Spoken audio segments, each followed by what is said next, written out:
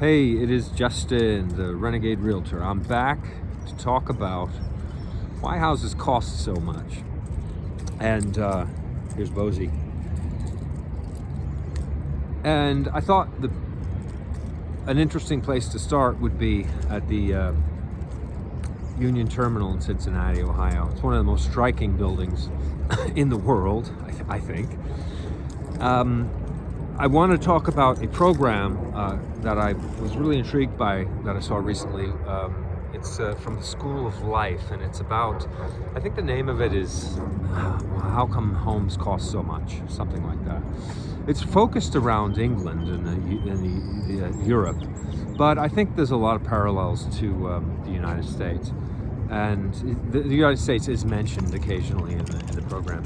But basically what the guy's talking about is that housing is so expensive because people don't, there's a resistance to new builds because they're considered to be so unattractive.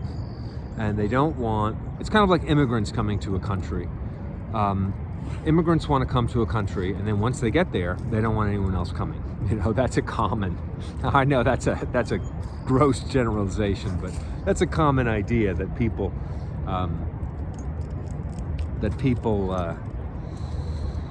might, have that. I think most people can relate to that. Most people have felt that way at some point. We're all immigrants here, right? At least in the United States, except for the natives. Anyway,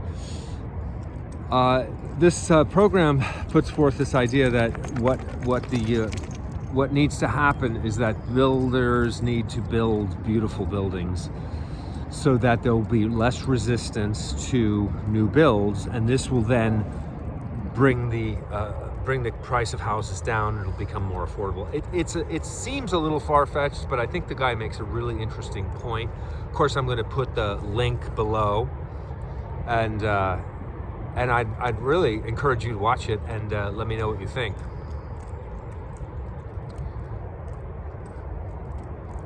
Union Terminal in Cincinnati, Ohio. It's quite the architectural masterpiece. Would you call it that? Art Deco.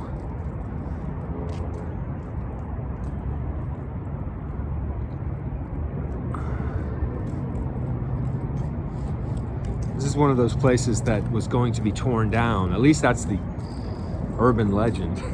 That's what people have told me. It's amazing. Anytime you see some beautiful architectural structure, it was always going to be torn down at some point. Some historic preservation society said no, saved it, and so it's still here. Then occasionally you see a photograph of some antique that is no longer with us, and that got torn down to put up a parking lot or something like that.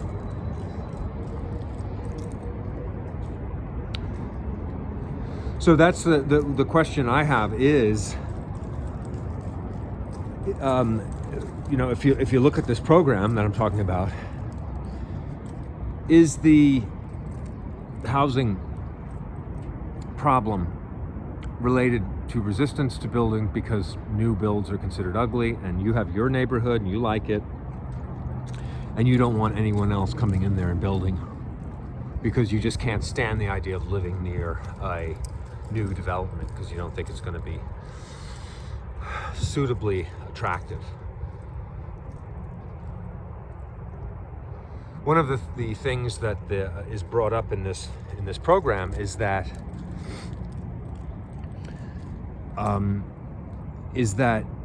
the reality with housing is that most people like the fact that housing is going up it's outpacing inflation because it means their property goes up in value, and that's there are more people owning homes than wanting to buy them.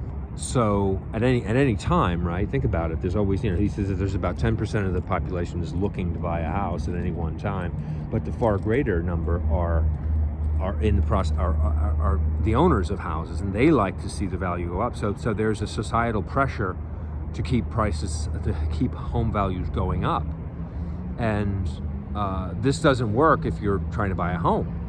So because eventually they get so high that nobody can afford a home. So the free market is supposed to bring that down, but unfortunately it's not working so well these days. So I would really love to for you to see this episode and tell me what you think. Do you think that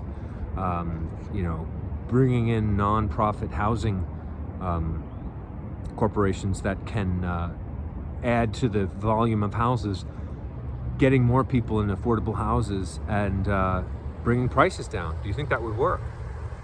And do you think there would be a lot of resistance to that from the building community? Because people don't want, well, if I said that and you owned a house, you say, well, you're saying you're going to bring the value of my house down by putting all these people in houses, making all these affordable houses. I think we like to, in theory, the idea of housing coming down in price is nice, but if you own a house, you don't want to hear that. You don't want, because that means you're going to lose money.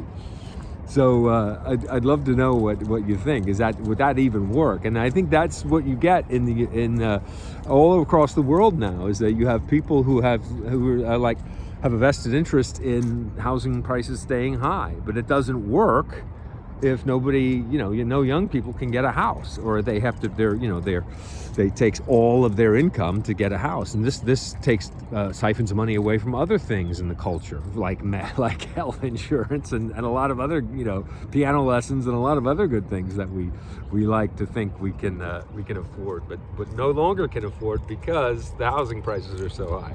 So I'd like to know what you think. All right, this is Justin, the Renegade Realtor from Coast West Real Estate, signing out. See you next time.